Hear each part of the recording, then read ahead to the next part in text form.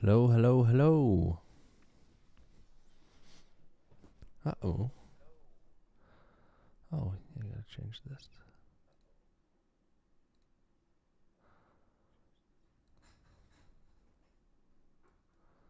Check, check, check, check. Check, check. Hello, hello, hello. Hello. Check, check. Oh.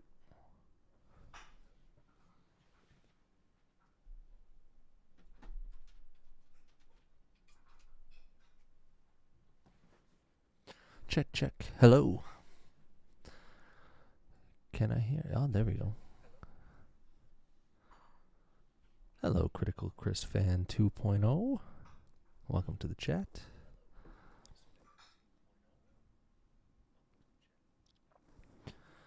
Welcome, welcome. Give me some likes. It's good to see you guys again. Who do we got right now? We got Critical Chris 2. And we got one other person watching. One's up in the chat. Who's all here?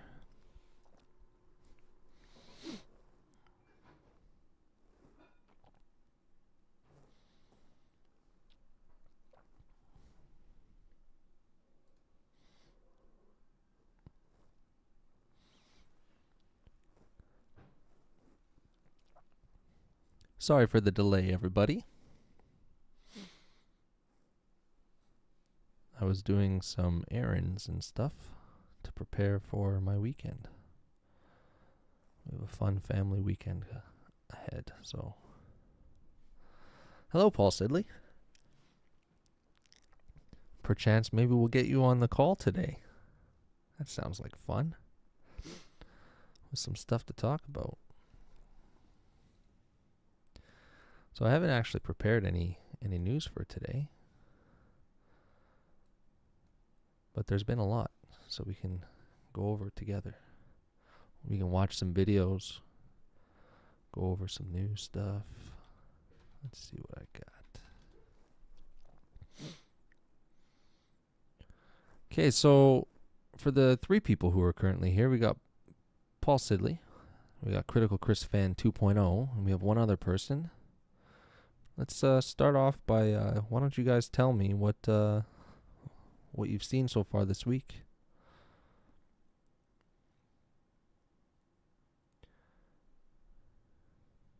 We got 4 people watching. Wow.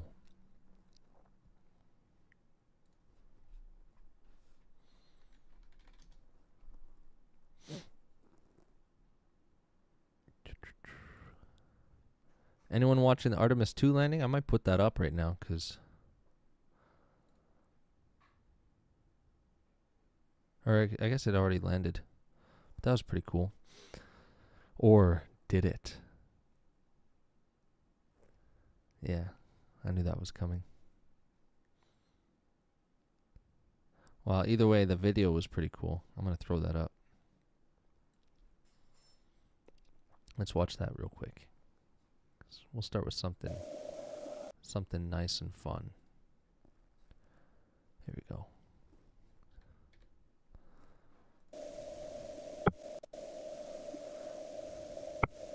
Stanley Kubrick. He's dead, but he did a great job on this.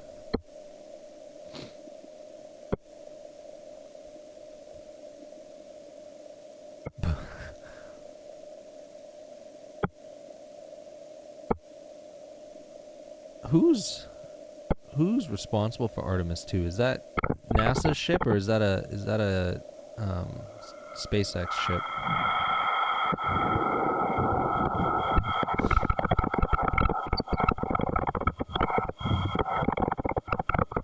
Oh, okay. Spielberg ship. He would be the director today that would be in charge of this if this is fake. How that camera is surviving is beyond me.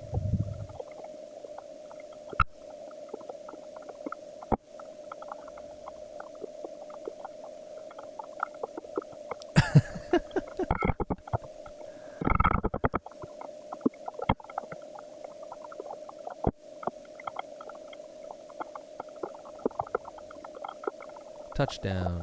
Very nice. Very cool. Very good job, Stephen. Another Spielberg masterpiece.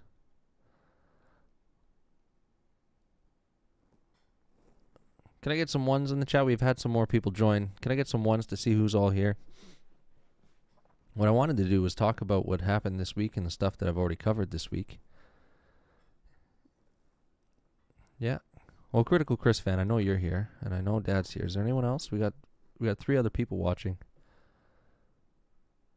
And I might give someone an opportunity to call in. Well, I don't really have much to talk. I wanted to talk with you guys. I didn't prep like any news for today or anything like that. I just wanted to go over stuff that we've already gone over, and I want to hear what people have to think about it. I mean, we could start with the floor crossing that happened yesterday or 2 days ago. Does anyone have any questions regarding that? Does anyone know? I guess Critical Chris fan 2.0 probably doesn't know what that is. Actually, you know what? There's someone who I think would want to be a part of this, so I'm going to let them know. No, not yet. Critical Chris fan 2.0 asks, Liberals have a majority government right now, right? And no, not yet. They're 1 seat shy.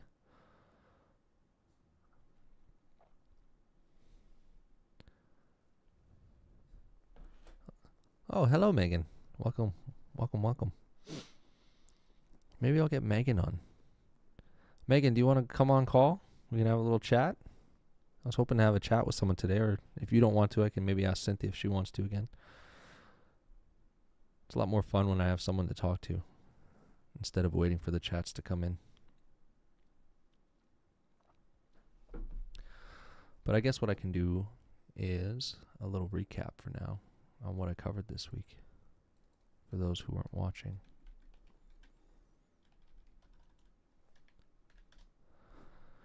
Uno momento. How are things up north?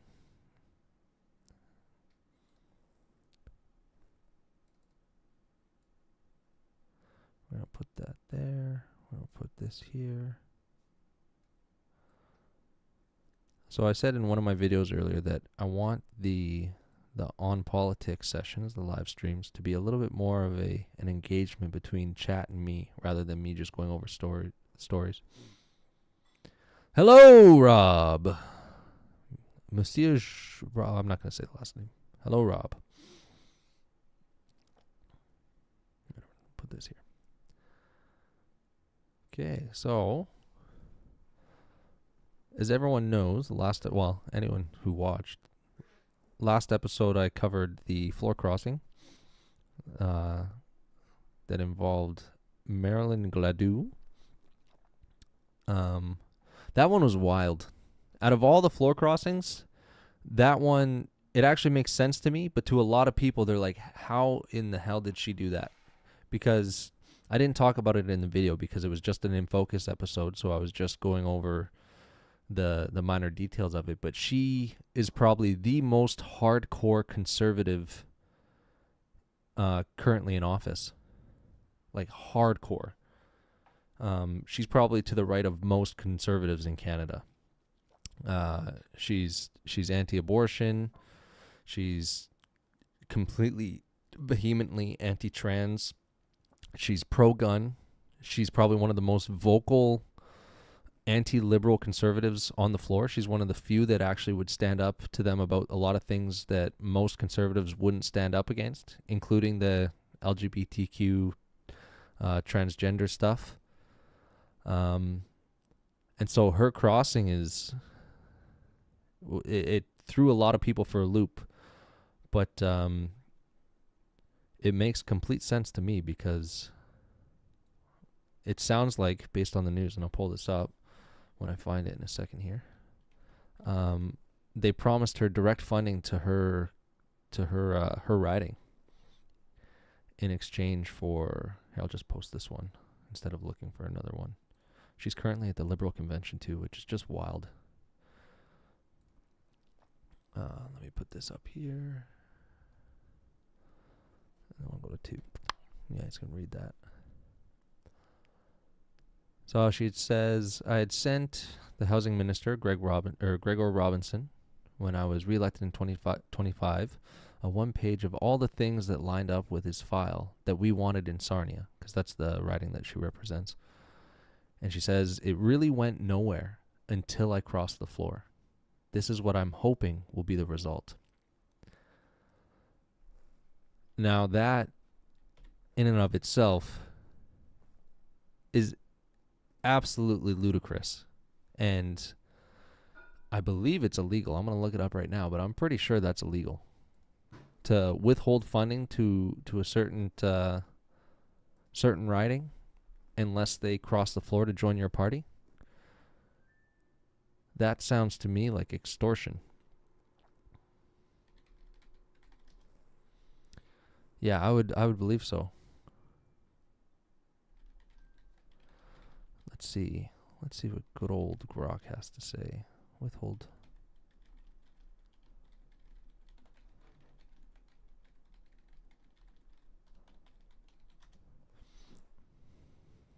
"14 years in prison." Did you read that somewhere? Okay, so Grok says, no, it's not legal for the Canadian government or governing party to explicitly withhold funding from a riding as a direct condition of the local MP crossing the floor, which they probably get away with it because of that.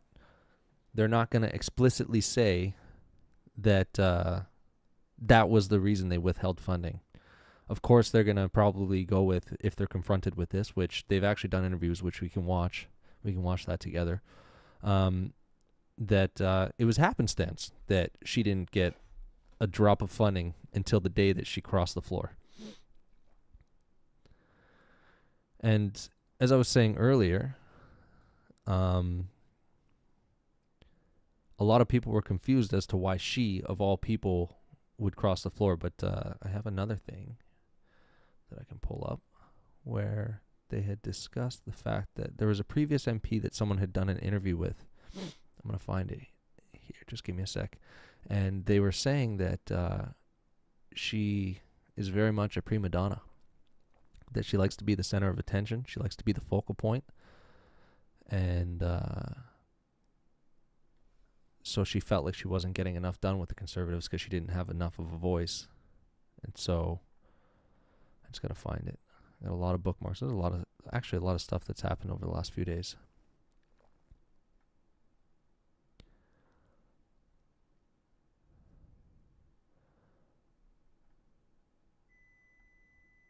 We need to get D-Bot in here to spice this chat up.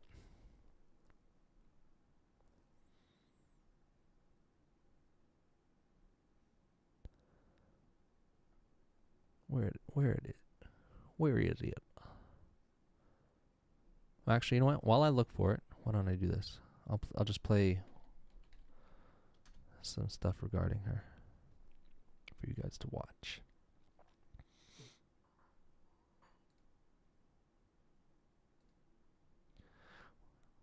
Liberal convention's happening right now. Let's see if it's as exciting as the NDP convention. I assume it's not going to be as crazy.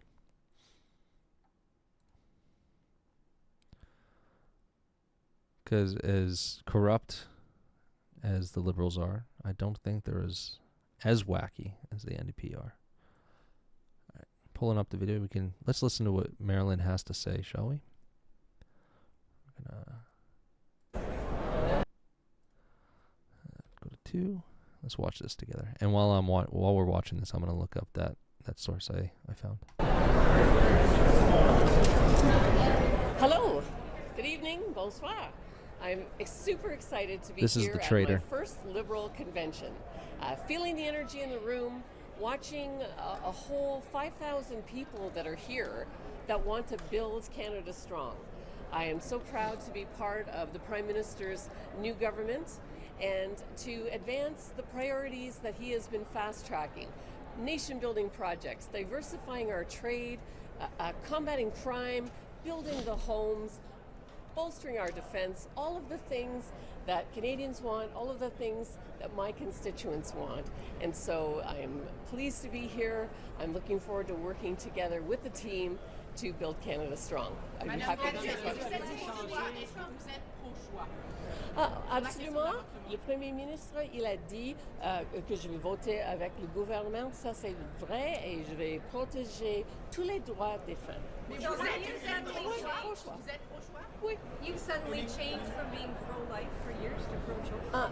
Pour les femmes. No, in English. Okay, sorry. So for people in Canada, I have been consistent when I said that women need to have the right to choose. No, she I hasn't. obviously have my long faith traditions, but I'm This is ready a to support sudden the rights of flip. women in this country. But when you ran Next with question. She is lying to their faces. It's unbelievable. Absolument. J'ai entendu dire mes citoyens qui ont dit on a besoin d'un chef qui peut adresser les tarifs pas justifiés des I'm assuming she said we Américains, need to address parce the que, tariffs. Ma circonscription est à la frontière avec les États-Unis. Il y a beaucoup de commerce là. They're talking Et, about commerce with the states. Megan, you can confirm this, please. On était très affectés Or Critical par les Chris. tarifs. She's talking about the tariffs. 53% of your constituents thought that leader was Pierre Poilievre. Why don't you think he is that leader? Well, what I heard starting even after the election was that people, they were upset that Pierre lost his riding, lost the election. They were not confident that he could regain that. And they started to say, I really like this Mark Carney guy. I like what he's saying. Do you think he'll do what he says he's going to do? And I said, time will tell. Here we are. We're starting to see all the projects he said he was going to start, get created. He's buying F-35s. He's working on, bills False. to combat crime. So False. people, even long-term conservative supporters in my riding have said, we really think Also false. that he's the guy from the moment. So that's Vous why avez I say- passé 10 ans à critiquer les libéraux, et là, du jour au lendemain, vous en Yeah. avez une. Oui. Comment She est-ce que definitely les gens does. peuvent croire que cette conversion, elle est réelle? Oui, absolument. C'était la première conversation avec le Premier ministre. J'ai dit.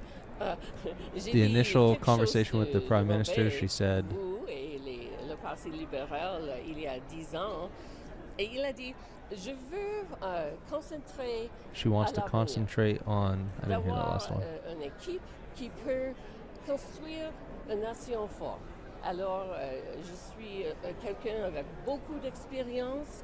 Et, She's someone with a lot of je pense que le experience. Premier ministre et moi, nous comprenons bien qu'on va marcher à l'avenir. What did she say? They understand the walk forward or something? Government was not on track to form a majority. Is this about opportunity? This is actually the best thing for my riding, for the country, and for myself. If we think about Sarnia, Lambton, but Kejwanong, we were a bellwether riding for 50 Wrong. years before I got We're gonna look elected. into that. So that means that they always had the advantage of government support. And Wrong. after 10 years and 4 elections, arguably even my strong conservative supporters are saying to me, look, we like you. You've worked hard, but we really need to have that support. We need affordable housing. We have infrastructure needs in our riding. But why not Madame Gladu, vous avez participé en 2017 à une manifestation contre l'avortement. Et là, vous nous dites, je suis pro-choix. Qu'est-ce qui a changé? Non. Is it wrong?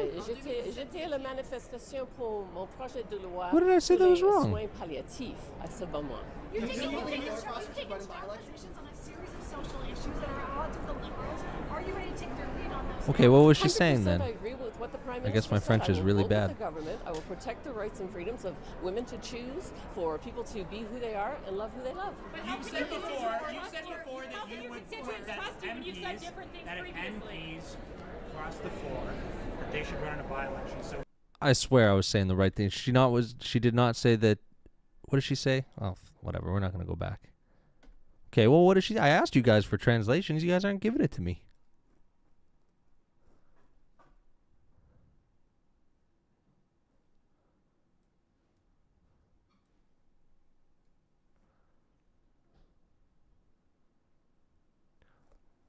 Did she not say that j'ai?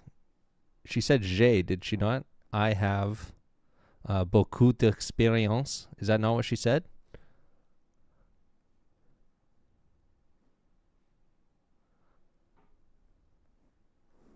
Oh, well. Let's go to this now. You guys can read this. So this is Wyatt Claypool. He says, I talked to former Conservative MP who served with Marilyn Gladu, and they told me they were not surprised by her crossing the floor. They said that Gladu has always been an attention seeker and that she is likely not running for re-election and wanted to get back at Pierre Poilievre and the Conservative Party for a perceived lack of favor in caucus, including not being a prominent speaker at the 2026 CPC convention in Calgary. The MP did say too many MPs with difficult personalities have been protected from nomination challenges over the years and have developed a prima donna complex about how important they think they are and what they deserve. Sounds like D'Entremont, Généreux, and Gladu. I guess those are the three people, which is, the three floor crossers from the Conservative Party. The where is my golden throne mentality. Although the MP also warned some people in caucus, also do think here needs to be adjustments when it comes to which MPs are given prominence and which are not.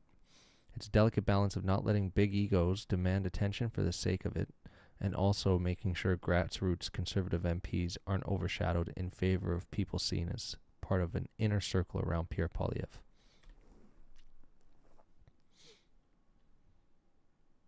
I swear that's what she said. But anyways, so this is just a third-party source, so we can't confirm the validity of it. But if this is true, then that makes perfect sense, given that she hasn't really held any standing in the Conservative Party. And she has been kind of on the outside, particularly because she has much stronger conservative views than the vast majority of the Liberal Party. Or not the Liberal Party, the Conservative Party. Although she does have much stronger conservative views than the vast majority of the Liberal Party for sure, which is why it was so shocking to people that she flipped. But one thing to note as well is I believe she's 63 years old, so she's on her way out, and I don't believe she's running again for election. So it kind of stands to reason that she has everything to gain here as someone who's on their way out and to work in the government. She gains favor in that way. She gets paid more if she becomes a minister, which there's no guarantee that she'll be a minister, but and also she gets funding for her riding. So, and then whatever other kind of backdoor deals they discussed to get her to cross, because there is absolutely no shadow of a doubt that she did not cross because of the policy and political motivations. It was for sure personal. She stood to gain, because there is not a single policy position that the Liberals have that she has historically believed in. And she called Sarnia a bellwether riding, which is completely untrue. I believe they've voted Conservative for years and years. They're one of the strongest Conservative ridings, if not the country, in Ontario for sure.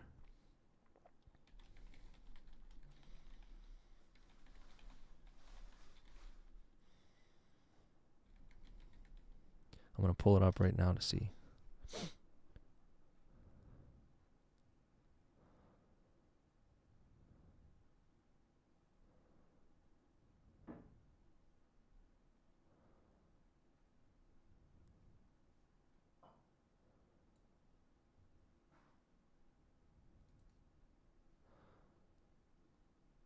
Okay, so 2025, they voted Conservative.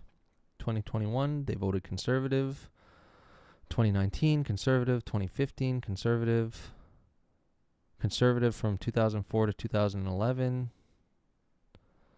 They had one period where they had Liberals in power.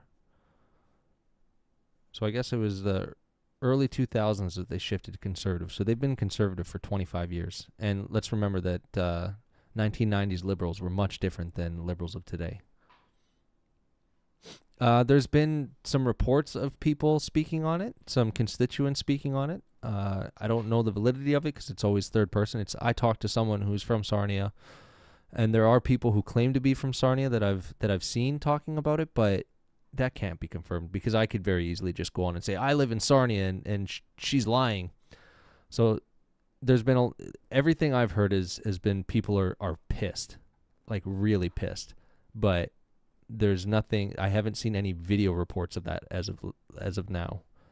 I'm sure there will be. I'm sure Rebel News is on their way over there right now, and other conservative broadcasters. I'm sure they're over there talking to people right now. So I would expect that we're going to see some interviews over the next few days. But then it doesn't matter.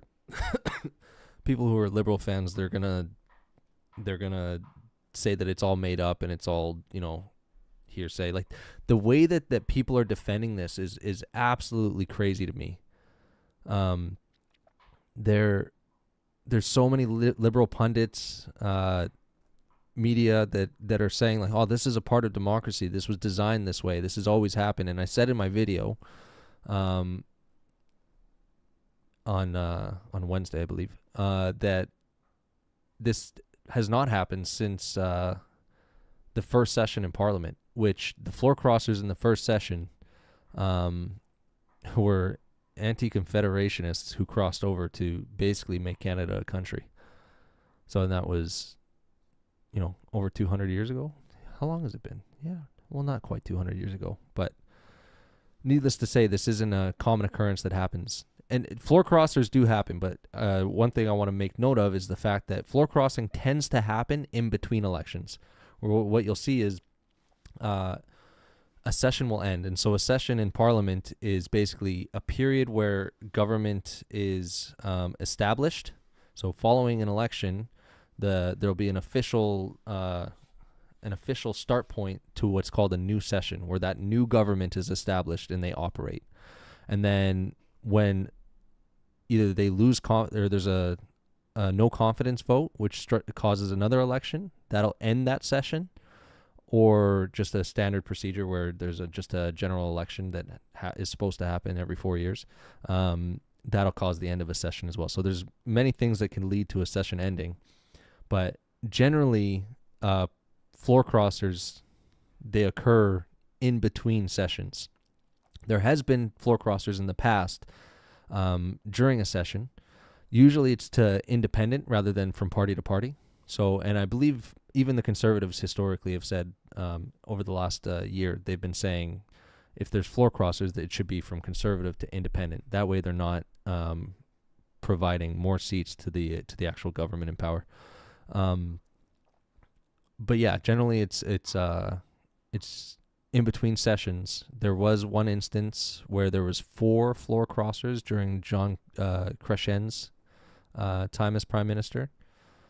That did not result in any change in terms of the standing of voting power. So it was nothing like this. The historical context was much different. And he had floor crossers throughout the course of his several sessions. But it wasn't as impactful as this one, because as I'm sure you guys are aware if you've watched my videos, we're now 1 seat away from a majority government. And this was by no means in the previous election. This was not a mandated government. It was clearly a mandated minority government, which limits the power of the federal.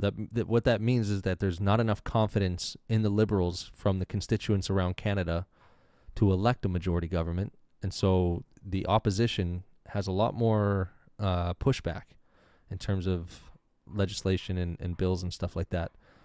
However, in this case, they're pushing for an unelected majority, and there's 3 by-elections occurring right now, which, as you guys heard, if you watched my videos, you heard that a lot of the announcements that are going on with the Liberals, this is clearly they're trying to buy votes. They're making announcements about how great they're doing, investments that they're making, and all that kind of stuff. It's not a coincidence that was happening all through March and early April. That's purely strategy, political strategy, which you got to give it to them because their goal is to win. But there's 3 by-elections. All 3 are Liberal strongholds. So if all 3 Liberals win, all 3 ridings are won by the Liberals, that'll mean that they'll have a 2-seat majority, which will completely shift the dynamic of future legislation going forward until the next election, if there is another election. If I'm going to put on my conspiracy theorist hat, who knows what's going to happen. It could go pretty far south pretty quick, especially with a lot of the bills that have been passed as of late. And we've talked about some of those, a lot of the censorship bills, right to ownership bills. There's a huge one in BC right now where there's a lot of confusion over property rights and stuff like that. I do want to say that, does anyone have anything to say? I do want to say that I'm very disappointed in Poilievre on this because, as I said in my video, he had every opportunity to prevent this from happening in the past, and he chose not to.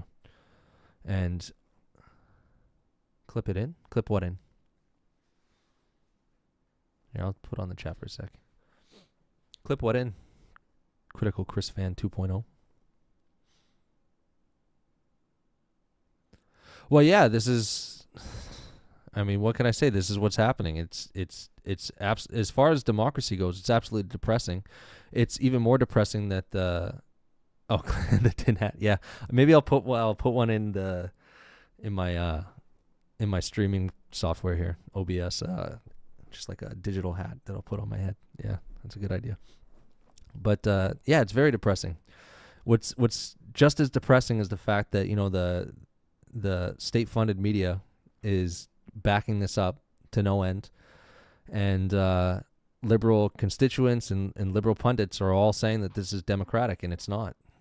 And if this is democracy, then I think we need to turn away from democracy. At least I would think so. Because someone posted, I'm not going to try and find it, but it was around, I think 150,000 constituents have now been affected by the floor crossers, in that they voted for certain policies. They voted for certain MPs who were supposed to represent a certain party.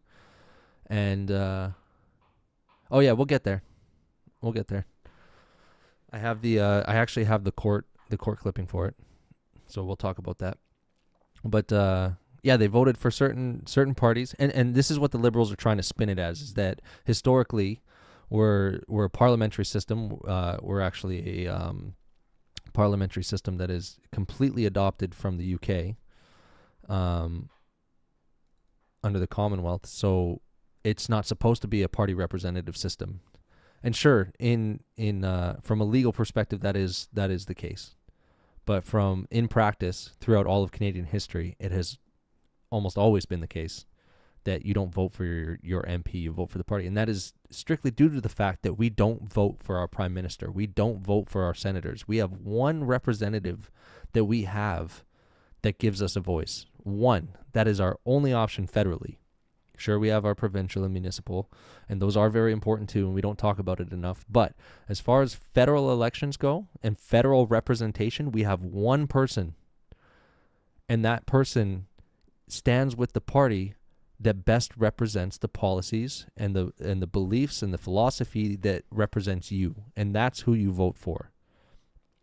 When you have someone like Marilyn Gladu, she was voted in as a conservative, and not only was she voted in as a conservative, she was voted in. Sarnia is I've been to Sarnia many times. I used to live down in Southwest Ontario, and Sarnia is a very, very blue collar community. They have a lot of, I don't know if it's manufacturing, but everyone there is blue collar, and it's very rural. So there's a lot of farming that goes on there, but it's also very industrial. Like it says here that it's referred to as Chemical Valley. Point being that everyone there is blue collar, and it's a very large Christian population too. So everyone is extremely conservative, which is why they voted for Marilyn Gladu, because she was as conservative as you could get in Canada, without jumping over to the PPC, which I think is more of a libertarian push. And she completely betrayed them. And anyone who's saying that, well, you don't vote for the party, well, you vote for the policies that the party stands for. And she is now saying that she's completely, whether you believe in her previous positions or not, She's completely flipped. And so she had 40,000 votes, 40,605 votes in the previous election. She had a 53.2% of the votes went to her. And remember, it's not a dual party system. So only 37% voted Liberal. That's a huge gap, a massive gap. And also, her voting percentage went up from the previous election in 2021. So in 2021, she had less votes. She presented herself as an extremely conservative person, or MP that entire time, extremely conservative, and then just on a whim flips, and we're supposed to just take that as her saying, or as the Liberal pundits say, oh well, you don't vote for the party. Well, she's not representing what the voters wanted her to represent. So who do they have now as a representative to represent their views and their desires? No one. So anyone who says that this is a part of the democratic process, what kind of democracy are we talking about here? Nothing. And just so you guys know, this is all opinion. Do I have one for opinion? Nope. I gotta make one. I gotta make one for my opinion, just so everyone knows. All of this was opinion. So you want to fact check me, go ahead and fact check me, and I'll put it up on the amendments page on my website. For anyone who's viewing, I do have a website. We're going to do a little aside here. It's criticalchris.com. On there, you'll find links to my sources, which are also available in the description of the videos. So if you guys need any sources, you guys can go there. Most of the sources that I get are directly from government sites. And if not, they're generally highly reputable. I try to avoid media. I try to avoid newspaper clippings unless it's in support of what the data that I'm looking at provides. So maybe it just adds a little bit more context, or they're able to enlighten everyone in ways that the stats don't enlighten them. And then also I have an amendments page, and that amendments page is anytime that I say something that turns out to be wrong, I will gladly take any criticism. You guys to send it my way and request an amendment, and I'll put it up on there, holding me accountable to the truth. So yeah, go ahead and fact check me on all this crap, and I'll laugh in your face as you find out that it's true, because this is absolutely ridiculous. And a lot of people saying that this is the start of the decline. This is anecdotal that I'm about to talk about right now, but I know a lot of people that I work with who come from South America, because a lot of the people that I work with are not Canadian. And there's quite a few now. I'd say three different people now who've talked about going back down south, because the socialist or communist, however you want to draw that picture, because it's a very blurry line, the difference between socialism and communism. It's not as clear-cut as people like to pretend. But the countries that they came from, the authoritarian countries that they came from, have now improved dramatically, and they're all saying that in their very heavy accents that Canada now reminds them of what it was like when they left the countries that they left. The initial process that leads you down that road of decline in socialism and communism is very much present here in Canada.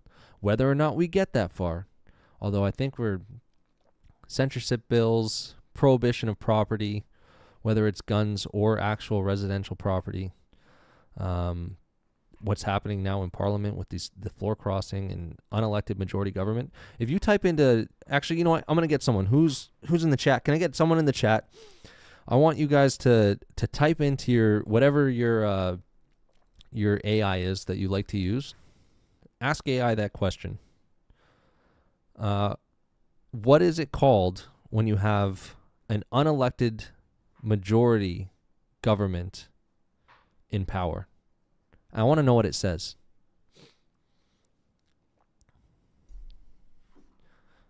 And then once I'm done with that rant and we hear what it has to say, maybe we'll move on to the child diddler Justin Trudeau. Allegedly. Let's just put that out there, allegedly.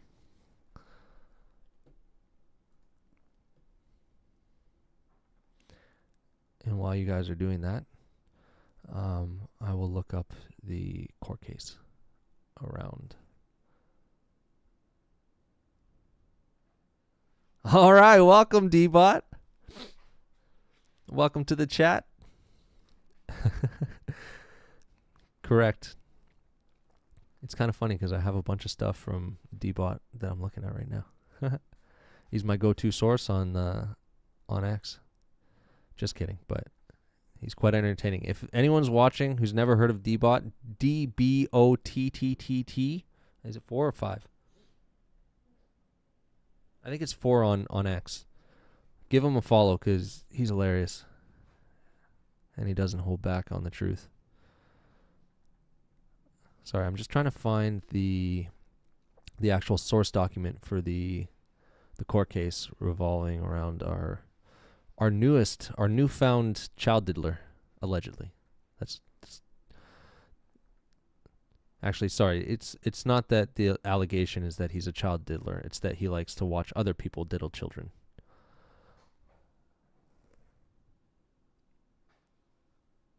Kind of a dumb name, though. We'll let you guys hash that one out. Try and keep it a little bit civil in the chat. So you guys want to call each other names, that's fine, but try and not go too far because I don't want to get flagged.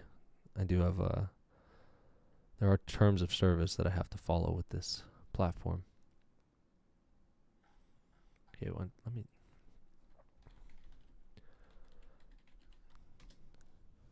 All right.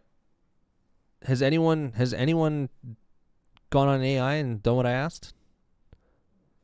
Need some cooperation here from the chat. Need some help.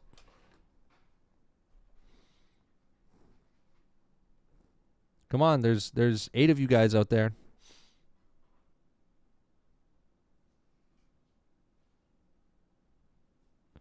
Oh, you just said more letters, which just reminds me of something else I gotta show. Did you guys know there's a genocide happening in Canada? Oh, this might be it. Okay, I found it. All right, let's pop this up. Boom. Oligar High. All right, so this is the document that covers the court case. Reason for the claim and details. Explain what happened, including where and when. Then explain how much money you are claiming or what goods you want returned. Now, that's the thing that people are going to turn to when they say that this is not legitimate, is the fact that the person is seeking a personal claim on this, which, I mean, to be fair, that is kind of weird that they're seeking personal reparations rather than on a societal level.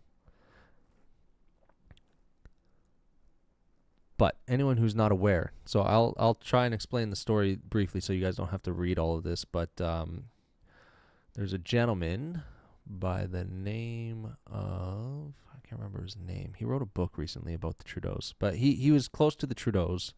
He knew Justin's wife, Sophie, and so I guess he had met up with this person right here. Oh, I can't highlight. The Toronto Star's Robert Cribb. And they had gone for a walk on the harbor of Toronto one day, and they had just gotten disgusting, and Cribb had said that the RCMP had reached out to Toronto and given them a story, and that story was on the fact that Justin Trudeau they were doing an investigation on Justin Trudeau. They were actually investigating something else entirely, apparently, but they found out that he had child porn on his computer. But due to the fact, and I can't remember the actual term that they used. Yeah, he is. But the socks, yeah. I can't remember the term he used, but it's a term that's used when essentially it just establishes corruption in terms of the Attorney General.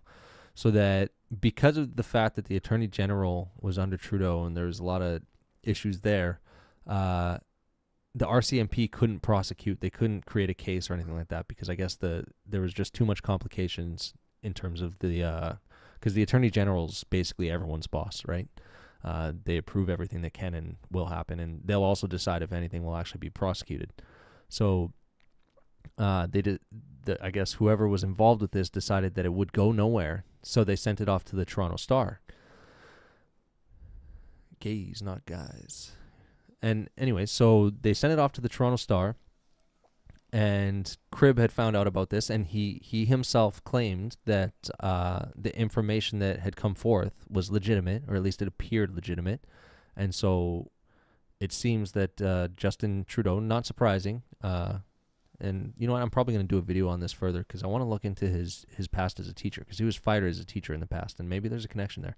But so yeah, the claim was that there was porn on his computer. But what happened after that was, so I guess the gentleman who's making the claim here, he expected the Toronto Star to build this investigative report and publish it, and then nothing happened.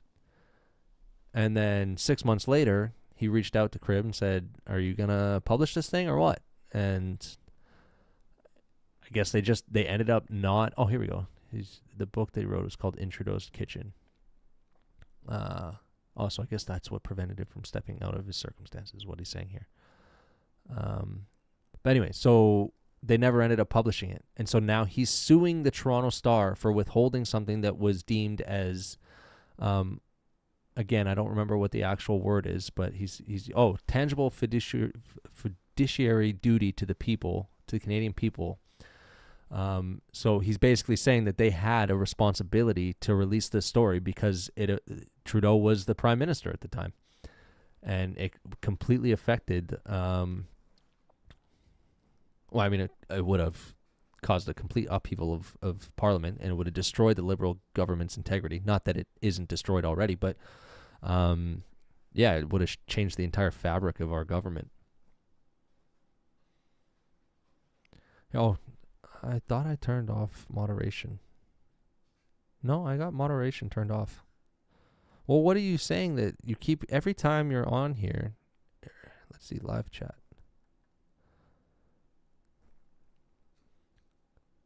Let's see. Gays, not gays. More letters. I mean, the RCMP. I'm just reading the chat now. The RCMP is super solid, said nobody ever. It was probably accidental child porn. Well, you got to give credit to the RCMP here because they are the ones that gave the story to the Star. So whoever that person was or individuals were that pushed that story forward, you got to give credit to them. I do agree with you that the RCMP on the whole is highly questionable, but as far as whoever gave that to the Star, good on them. And in this case, it's a perfect example. Oh, and Toronto Star. Let's look this up right now. How much money? What percentage of Toronto Star funding is government?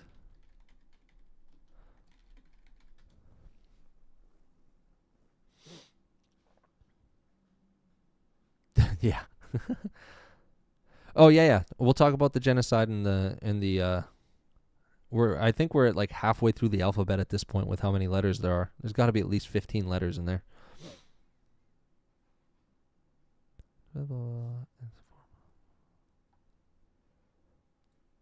So it says here that it has received various forms of indirect government support through tax credits and programs, and all of this, I believe, Pierre Poilievre wants to end, which is why there's such a heavy bias towards liberals in the media, but I think everyone's aware of that.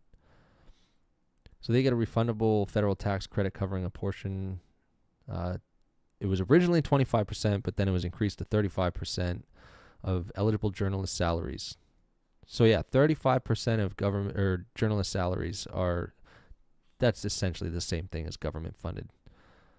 Up to 85,000. That's what it says here. Here, I'll actually just pull this up and we can look at it together. Oh, can't look at it. Globe and Mail. I got to start subscribing to these newspapers. You know what? I might start a donation page on my website, ladies and gentlemen, because doing this is costing me a lot of money. And I don't get a dime from it because I get an average of 5 viewers on my videos. So I might put that on my website. I might do a donation thing because YouTube doesn't even allow me to make money. Like I can't even do the whole like super chat thing. So maybe I'll ask for donations if anyone's willing. Not saying you guys need to, but if anyone ever ends up, I don't know. I think it's probably best to have that. Because this is honestly, you guys, this is like a second full-time job. I put in like 8 hours a day on this thing, doing all the reporting and investigation for the videos, and then actually making the videos, and then editing the videos and posting the videos. It's like 8 hours a day. You could ask my fiance. She has made note of how much time I put into this. And the other day I woke up at 3 o'clock in the morning so I could do it before work, and then had to finish it after work. It's a lot of work. But anyways, that's just me I'm acting like a liberal, a whiny little liberal. So what was I saying? So in 2009, Toronto Star reported $6.8 million in federal aid. So $6.8 million in federal aid, plus significant tax credits. One older report mentioned $30 million in Ontario digital tax credits. So they stand to gain by not reporting that, considering the fact that the opposition party, who would have gotten into power had Trudeau been unseated, was talking about completely removing all government funding for state or for media, including completely just ending the CBC funding entirely. So yeah, did the Toronto Star stand to benefit from not reporting that? Yes. Is that illegal? In the greatest sense, yes. In fact, that's probably one of the most, as far as like a controversial decision goes, that's probably as bad as it gets from a public entity. Purposefully omitting something that drastic that your prime minister is, I mean, you could see what's happening in the States with Epstein. Trump's not even, like, he has nothing against him in the Epstein files, and people are still losing their shit over it. And he's not even implicated. Now imagine if you had concrete evidence of Justin Trudeau with child porn on his computer. That would flip everything on its head. Although, you know what? I believe that Liberals would still vote for him because, you know what? He had nice hair. He had such nice hair. We're going to hold for just a second. I'm going to step away. I need to get a drink. I'm going to grab myself a bubbly. This episode of On Politics is not sponsored by Bubbly, but I will be right back. Just give me 10 seconds. Guys, jump on the chat and talk to each other. Let's get this thing going. Let's get this chat going. The more you chat, the better it is for the algorithm. And everyone, make sure you're liking the live stream, like the episode, subscribe, hit that notification bell. Let's get this thing pumping.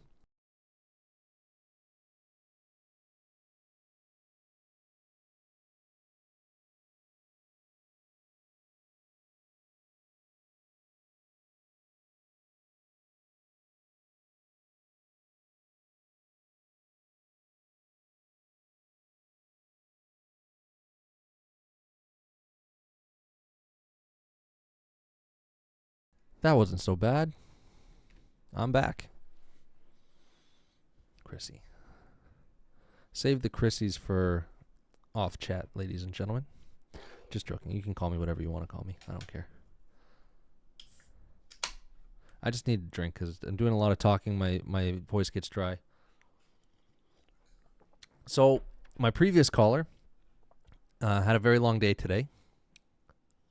So she's not able to talk. Is there anyone that wants to come up on here and have a conversation?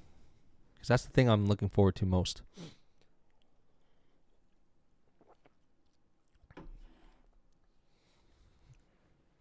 And in the meantime, I still am waiting for you guys to respond in terms of the AI thing that I asked you to do.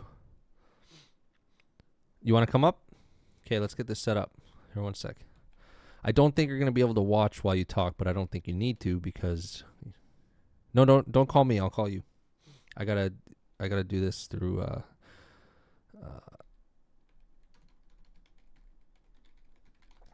And then I also got to see if it works because it didn't work with my last caller. I could hear them, but it turns out that their audio didn't record.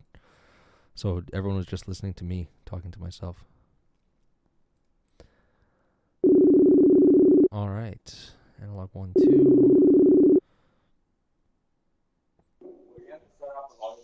Hello. I answered it. All right. Hello. Hello.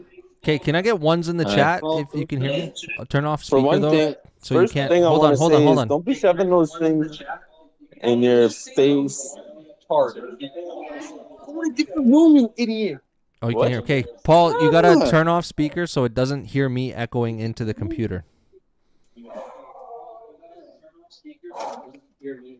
I'm sorry, I didn't mean it. That. Or someone's audio of the video is too loud, so I can hear myself. And also, let's try and keep this somewhat like let's keep the additional chatter in the background. You want to have a conversation, Paul? That's all great, but everyone else can just. This is between me and him. All right. So, what were you saying? It doesn't look good you shoving those things in your mouth on the screen. Oh, I don't care. I'm not trying to hide what I do. I'm not trying to present myself as someone I'm not. I'm Critical Chris, and I take Xanax. Do I recommend other people do it? No. Or are you saying it just visually looks nasty? I just think it looks nasty. Oh, okay. Well. Oh, well. I'll try and turn my face away so people don't have to That's see the only reason I called. Well, too bad. You're on now. You're on now, so... I can't really hear you very well. Oh, you can hear me well enough. So, what do you think about the Justin Trudeau story? Well, I like that D-Bot's on the chat line there. Yeah, he's great. He won't come on the call, though, because he doesn't want the government to hear his voice, which, fair enough. I tried to get him to jump on, but... I can hardly hear you.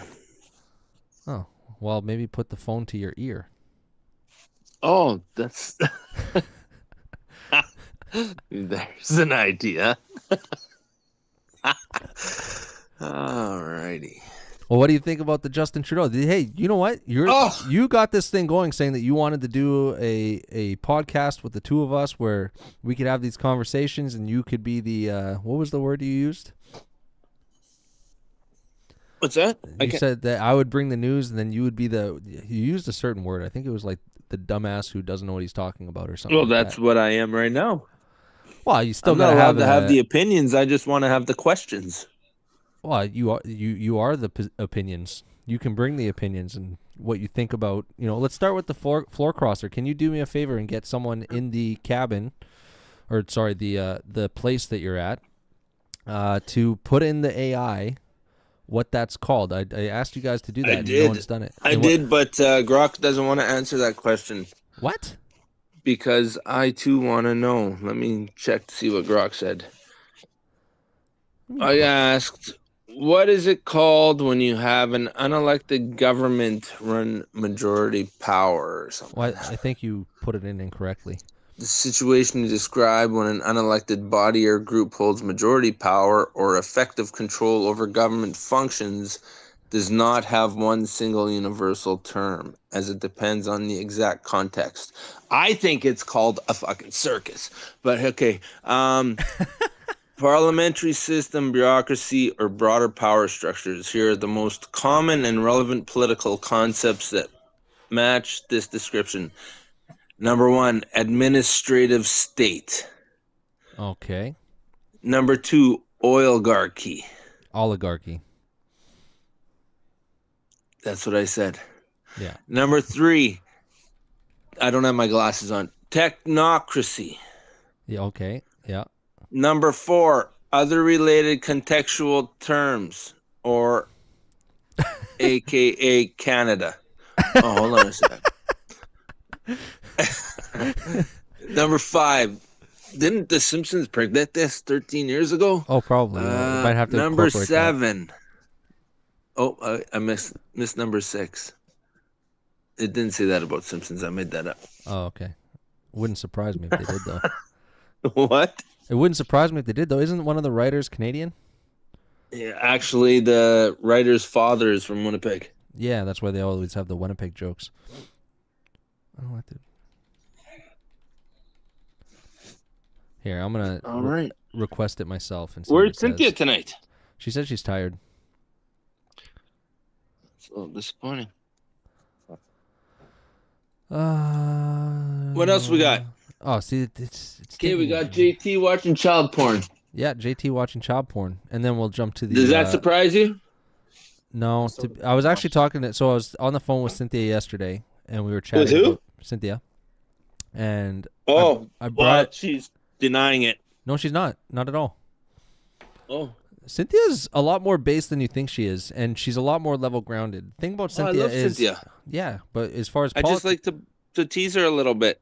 Yeah, but I know she's got her head on screwed on straight. Yeah, she has her opinions, but she's willing to change them. And so she's actually been very fair to me. Well, she likes to educate herself before she makes commits a to decision. something. Yeah, that's right. Unlike a lot of liberals. Unlike a lot of liberals. Which I don't even know if she's a liberal, to be honest. I think she's just apolitical in general. Well, I'm not calling her liberal. I'm just saying most liberals are. Yeah, they are liberal, and you can feed them all the facts, and they'll turn it around to lies. I was watching a video and someone was asking. And then they'll get up. You'll give them a 400 book full of facts about stuff, and their only response is Donald Trump bad. Generally, yeah. And we have experience with this personally. Who's that? You and I. Who are we talking about?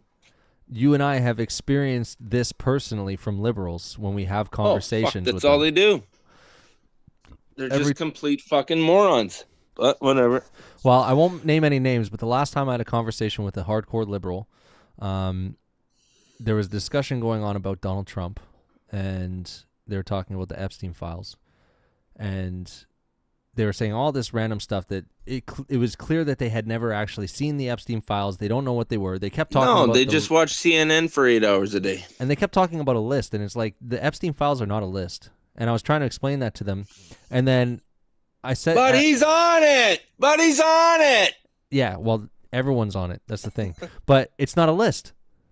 It's files. And in fact, you know what? Let's do this. This is a Canadian podcast, but just for fun. Let's what is it? Gov. I gotta find the link to the files.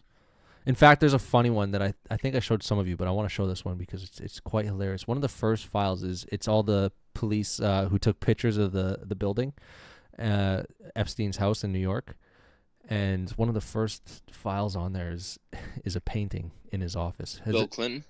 Oh, shh. I don't. If people don't know, I want it to be a surprise. One's in the chat if you know what we're talking about. What? I don't. Palm Beach Pete. What is Palm Beach Pete? Can you elaborate? I've never heard that one. Who's Palm Beach Pete? Gov. Oh, there we go. Who's Palm Beach Pete? There we go. Is that so? Look it up. Well, hold on, I gotta ask Rock who Palm Beach Pete is. Yes. So this is how you find the Epstein files, ladies and gentlemen. And then we'll just go to the DOJ disclosures. I know who Palm Beach Pete is. Oh, okay, so which one is it? There's a bunch of videos going around online now of this guy that looks exactly like Epstein. He gets videos, people pulling up to him in cars, and it probably actually is Epstein because did he really die? I don't think he really died. There it is. Okay, go on. Say it again. Sorry, I wasn't listening. I was looking up. Is akin to a bee trying to convince a fly that honey. You want me to repeat myself? Yeah, please. After everything I just said, do you want me to do that again? Yeah, tell me what. So there's this guy in Florida who looks exactly like Epstein. He probably is Epstein.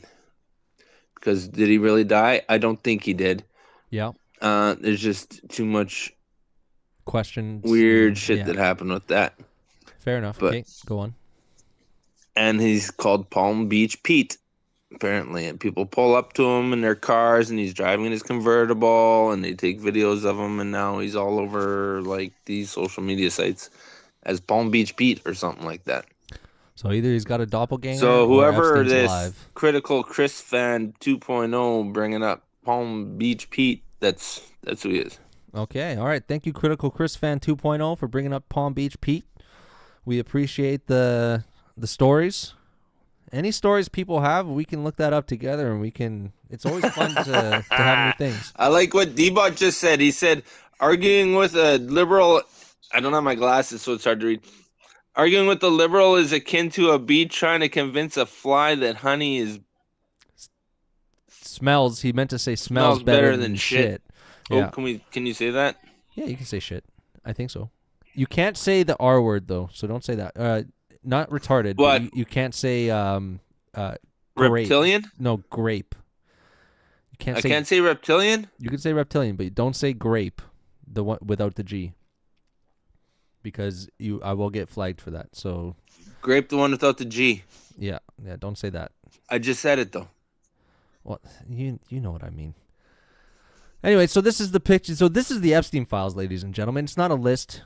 People who say that he's not on the list, they have no idea what they're talking about. There is no list. There's no list. The Epstein files it's just evidence all around Epstein, and the vast majority of it is, in fact, let's go back and I'll look up Trump's name. He does have a lot of I'll just say Trump. He has a lot of references, 5,366. But let's take a look at this one. This is an email. How about And what this is a betting tracker. So this is what the vast majority of the Epstein files is Epstein. See, it says to Jeffrey Epstein from Richard Kahn. The vast majority of it is just nonsense of him getting like marketing emails or just emails from random people or whatever. You know how people subscribe to stuff and then it gets sent to you?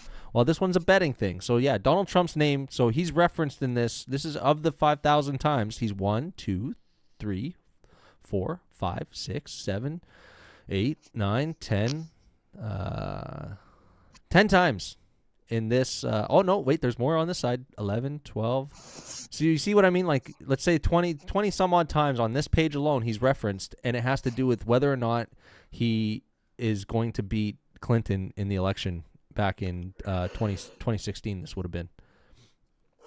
That's the kind of stuff that you're seeing in these files. The vast majority of them. Hang him. Let's he's implicated here. Same thing with this. Look at this. This is just news reports, CBS News, CNN News, and Trump versus Clinton. I don't understand it all. So what does that have to do with Epstein? Because these are his emails. Who's Epstein's emails? Yeah, if you look here, look at the top here. It says from Richard Kahn, which I can't see what you're doing because I'm on the phone. Okay, so the email has the from address, who it's from, and to who it's to, which in this case it's Jeffrey Epstein. And then the email itself is showing here. It's just showing links to news sites, and the news sites. Okay, the topic is. I was paused on your thing. Oh yeah, well make it live, and then you can see. So but now I can hear myself talk, so I got to turn the volume down.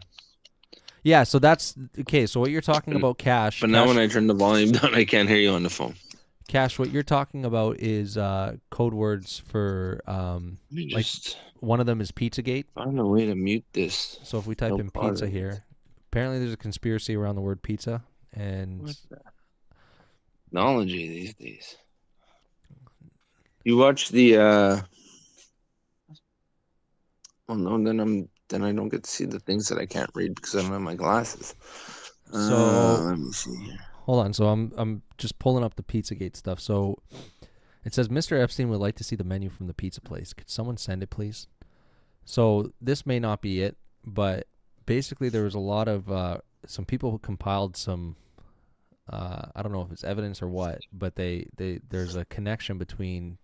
I don't know if it's the word pizza or the pizza place, but anytime the word pizza is referenced, I think it has something to do with stuff. But I'm going to confirm that right now just in case I'm wrong. Let me just give it to you. Pizza. Who are all the 5 people on here? 7 people. We got 7 viewers. Who's Cut Cub? Can you see who's watching? I just see it says 5 people.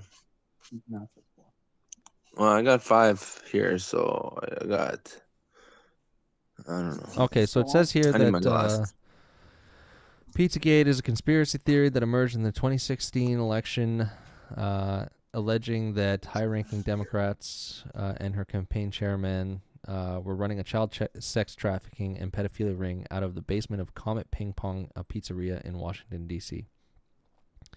Stemmed from WikiLeaks. I don't know if it has any connection to Epstein. Maybe it doesn't. So maybe Pizzagate doesn't have anything. Let's see. It does. Okay, so Pizzagate has resurfaced periodically, especially alongside Jeffrey Epstein-related news. Recent releases Pizzagate is many what they're saying because in the emails they used pizza terms when ordering certain children. That's the claim. things that's a little more pleasurable than pizza. Well, don't say pleasurable. But they would use pizza here. so that as code, so that Donald Trump would get blamed for everything bad that's happening in the world. But anyways, I have one of the emails pulled up, and it says, Mr. Epstein would like to see the menu from the pizza place. Could someone send it, please? Honestly, pizza that does, as in young. That does. I mean, it makes sense. It does make sense. I'm not saying it's true, but like that, it lines up. Well, you know how those old perverted millionaires talk? Yeah. I mean, they're not going to just say it outright in an email. The only thing they think about is pizza and sex, and you put the two together, well... It's a way more politically correct way of saying liberals are retarded. Yeah. Yeah. Well, I'm not trying to be PC on here. I think everyone knows where I stand in my beliefs. One thing, D-Bot, that I do try to do is I try to make sure that anything that I say or present in my reports, I present them with nothing but the facts. So any of my personal opinions, I try to refrain. And if I do, I mean, you're the one that told me to post up the opinion. So I've started doing that, where I actually put I put the words opinion anytime I'm presenting my opinion. That way. Who told you to do that? D-Bot. Oh, that guy. Yeah. He which was that was smart of him to do, because that way I'm. Thanks for the advice, D-Bot. Thanks, D-Bot. One's in the chat and hearts in the chat for D-Bot. Let's get some likes here. Let's get them going. Because that was good advice on his part. I appreciate that. Let's move on here. Let's check out some genocidal. I'd like to know what you think about the LGBTQ to that's what we're pulling up now. 1476 1410 million H God add the dead and missing. I'm gonna pull up the video thing about that. Well, sorry to cut it short. I know there was probably a little bit more, but I don't have it written in front of me. Yeah, no, that's fair. I think you were missing at least 5 or 10 letters there. What I have to think about it is the fact that the claim that there are dead children underneath these reserves, I'll believe it when I see it. What? Or sorry, under the residentials. That's what this is all about. It's no, about I just don't understand why they would add it to the because the it's gay. What is that even called? Like actually, you know what I'm gonna do? I'm gonna pull up the LGBTQ 4917 EATMYDICK 749 16 14. I'm still human. 49. What is that thing considered to be called? Well, I'll tell you what it means in a second, but first I'm going to show you... is it an acronym? Yes, it's an acronym.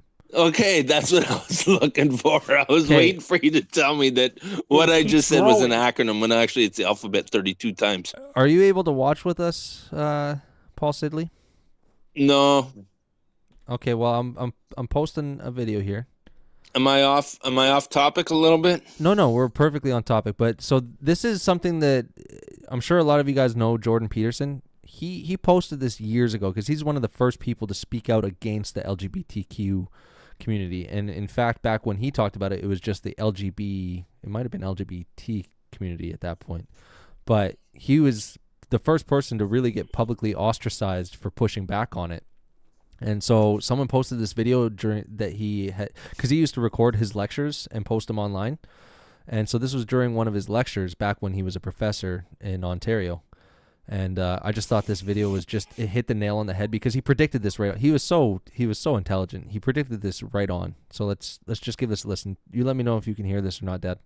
You might be noticing that the LGBT set of acronyms keeps growing, eh? And it's kind of a form of its own parody in some sense. It's like, well, I'm oppressed. It's like, yeah, you are. And, well, I'm oppressed too. Yeah, you're also oppressed. And maybe I'm even oppressing you, being part of this other marginalized group, but at least we share our oppression. Well, I'm also oppressed. Well, so am I. I'm oppressed too. It's like, you might be noticing that the LGBT set of acronyms keeps growing, eh? But anyways, that video was... hit the nail on the head, so I'm gonna share the video here. QQIA+. Okay, This is the latest iteration of the Alphabet Club. Let's Oh, wrong one. There we go. Okay, let's take a listen to this. It just makes me wonder if these people actually wanted to be part of this group, or it's just all the it's placating woke people adding them to make themselves look like bleeding hearts, when actually the actual indigenous people think, well, why the fuck are you adding us to this group? Well, no, it's an indigenous lady. I think she's part of the NDP. I could be wrong, but it wouldn't surprise me. What is her name? Let's see. I think it says on here. Oh, and she's happy about this? She's the one that's saying it. Deal with the ongoing genocide of MMIW-G2SLGBTQ. Let's listen to her. What she deal says. with the ongoing genocide. So she's speaking for the murdered and missing indigenous people. Okay, let's hear what she has to say. That's what it means. The MMI murdered and missing. That's exactly what it means. Yeah. That's why it makes no sense that they're added to the LGBTQ 491764 time BD 496714 HA4 because I don't 18 group. This is why we have Paul Sidley on, folks, because he brings the laughter. All right, let's D-Bot says, obviously lumping in women who were murdered and trafficked with people who have differing sexual preferences just makes sense, said nobody. That's my point. Fuck, you got a clown when you live in a clown world, you know what I'm saying? Well, yeah, but the whole point that Jordan Peterson was making is that when you create an entire group identity that's built on oppression, then eventually it's going to continue growing because everybody can claim to be oppressed in some way. And then when you benefit from that oppression, then everyone's going to naturally want, well, not everybody. Anyone with a brain doesn't want to be, or anyone with integrity doesn't want to be, but anyone who would like to gain something by being a part of a marginalized group will be a part of that group. And so that's why it's keeps growing, because everyone's like, well, that's what he was saying. You have this oppressed group that's benefiting in many ways from being a part of it, including hiring practice in Canada. Whereas in the vast majority of, I'm going to go up to Indeed right now and I'm going to look up what some of the job requests have to say. So basically nowadays it's just anyone who is not a straight white male has preference to be hired, which is why you do not see straight white males in many jobs anymore, at least in public serving jobs. But shit, I haven't seen a straight white male hired at my job in years. Well, there you go. But anyway, so, and that was just an example. But let's just listen to this real quick, hear what she has to say. The fact that she was able to pull this off, like, because it's just getting so long at this point that how do you even deal with the ongoing genocide of MMIW-G2SLGBTQIA+. It's a good thing we walk around with these little computers in our pockets all the time. Let's SLGBTQIA, 2SLGBTQIA, WG2SLG of MMIWG2SLGBTQIA+, of MMIWG2SLGBTQIA+, of MMIWG2SLGBTQIA+. Is she saying all this without reading it? There must be a monitor there. No, there's definitely a prompt there, but still, the fact that she pulled Gotta be. You know what? She's an impressive lady, because I don't think I would have been able to say it that fast. Yeah, I wonder if the end of her little thing there said CLUBBEER. No, I don't think so. But you don't think so? Well, I didn't even hear what you said. I just chose to disagree. Oh. What did you say about CCR? I said, I wonder if at the end of their thing there it said CLUBBEER. Cold beer? Club beer. Oh, club beer. Oh. It's a joke back from when I was younger, in my teens. Yeah. Back before PC club existed. Anyone who's my age will know what that means. I might be. And they're either laughing or they're calling the police on me. Well, you know what? With certain bills that are being passed at the moment, and if the Liberals get their majority with these by-elections, which they will, there will be a lot more censorship coming our way. And there's some pretty. I'm gonna say they're not even far right. Like they're somewhat conservative, independent media that are starting to panic a little bit because they know that they're gonna start having their platforms restricted. And so they're kind of concerned because this is their livelihood for a lot of them. This is their full-time jobs, and they don't know what they're going to do now because they're going to have their stuff restricted, and then that's how they make their money. So from a personal perspective on their point, that it does really suck, but then also as a societal repercussion, that's, yeah, it's I'm just going to say abhorrent, or just, I think D-Bot would use something like batshit crazy, or I don't know, something along those lines. But hey, that's the country we live in, ladies and gentlemen. And unfortunately, the states, unfortunately for us, fortunately for them, they're not letting in. There's actually a Canadian couple that tried to cross the border and claim refugee status, and we're not quite there yet, apparently, because they got turned back. They got denied. So give it a couple of years, and maybe that'll happen. Or maybe we'll get the Venezuela treatment. Wouldn't that be awesome? D-Bot says that's better than living in the UK right now, I guess, but we'll be there soon. We're pretty close. We're pretty close because we're following the exact same model they have. We have the exact same model of parliament. Although the UK does have a party that's gaining some standing and some ground, which is quite promising. Yeah, well, I think it's right now they're all fucked. Reform UK. Let's take a look at this. Okay, I'm getting off the phone here because I. Okay. Well, it was good hearing from you, Paul Sidley. Welcome to the On Politics. Next time I'll come sit beside you live. I do have a second mic. We can set it up, and that'll be fun. We'll do like an actual conversation, and fantastic. Maybe that time you won't be. I'm assuming you're a little bit inebriated right now. Keep criticizing critical, Chris. I'm assuming you're a little inebriated at the moment. I can't hear you no more. What? I said I am assuming you're a little inebriated at the moment. No. Oh, this is sober Paul Sidley, ladies and gentlemen. Just imagine what he'd be like if he had a few beers in him, or a few I have tequilas. A few, but I'm not inebriated. I don't know. Define inebriated. When I think inebriated, I think crawling on the floor. When I'm. Well, I don't think you've been that far in years, but few in, and that's just. D-Bot says bye, Paul. Bye, Paul. Bye, D-Bot. Well. Okay, I'm hanging up. Bye. All right, bye now. Hopefully you stay in and stick with the chat. Why are you still on? Hello? Should be gone now. Well, that was Paul Sidley, ladies and gentlemen. Thank you very much for partaking. Cut Cub. I don't know who you are, but welcome to the chat. Thank you for joining. It's good to have another person watching. We got some good viewership here today. We got a total of 15 views, which is pretty good, consistent. That was entertaining. It would have been nice to have Cynthia come on because she provides a great conversation. We had a lot of fun. Anyway, so this is the Reform Party in the UK. They're brand new. They've only been around for a couple of weeks now, I believe, and they are growing swiftly. And they are what we need here in Canada. I wonder if we can take a look at their. I guess that's their website. Let's take a look at their website. I want to see what their policy is, though. I will vote to. Yeah, sure. Oh no, I don't want to do all that. Well, let's see. UK Reform Party policy. I'll just say goals. Oh, here we go. Policies.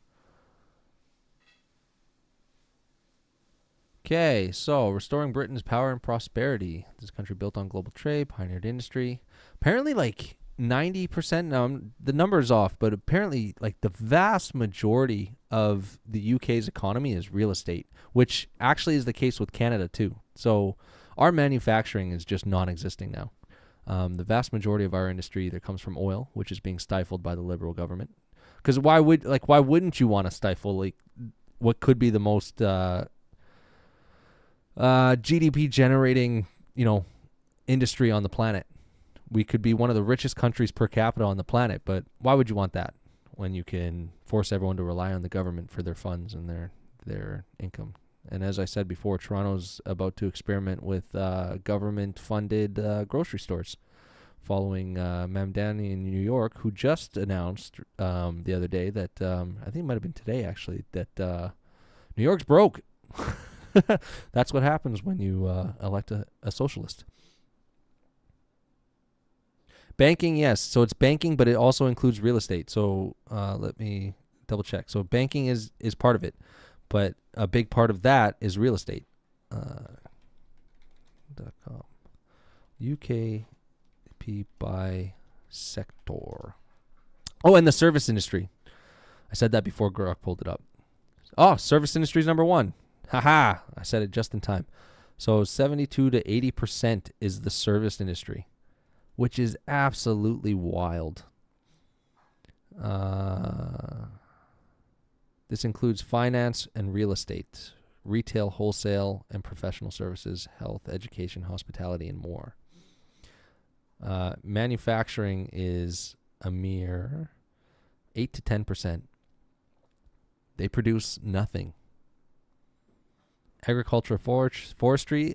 So their actual resource-based industry is 0.5%. But Canada's industry is largely real estate as well, which is very sad given the fact that we are in one of the most resource-rich countries on the planet in totality. I think we're 5th largest for oil, but we also have a ton of other minerals and resources like logging and stuff like that we have. Interest payments, yeah. Well, what's the adage that I think Elon Musk said it not too long ago. It's a common quip that's used about how like we've grown the GDP. Does anyone know that one? Give me a 1 in the chat if you know what I'm talking about. It's basically like 2 guys are walking in the woods or something like that, and then one guy's like, I'll give you $100 to eat this shit here on the ground. And then the guy's like, okay. And then the guy who ate the shit's like, I'll give you $100 to eat the shit here. And he's like, okay. And then one of the guys is like, well, why did we just eat the shit? And he's like, well, we just grew the GDP by $200. And that right there is banking and real estate, ladies and gentlemen. It's nonsense. But you know what actually does in real terms grow the economy? Resources, extraction, exportation.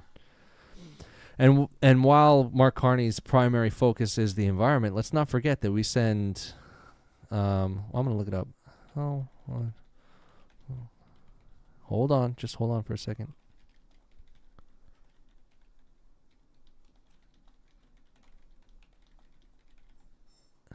Job growth is up by 14,000, ladies and gentlemen. Just wanted to put that out there. 4,000 of which is public, and 10,000 of which is Uber drivers, most likely. And I think we lost, I think it was 11,000 self-employed individuals. So 11,000 small businesses shut down. So they tried to spin it as if it was a positive report for March, but in all honesty, the people who are actually providing, an actual benefit to our economy, small businesses, they shut down. So, and that ties into my last report. Anyway, so we send 37 million metric tons of coal we export annually. And that's consistent. 2023 had 39 to 50 million metric tons. 2024 had 36 million metric tons and 37 million metric tons as of last year. Let's see how much goes to China. Our number 1 trade partner, apparently, even though they represent a tiny percentage. So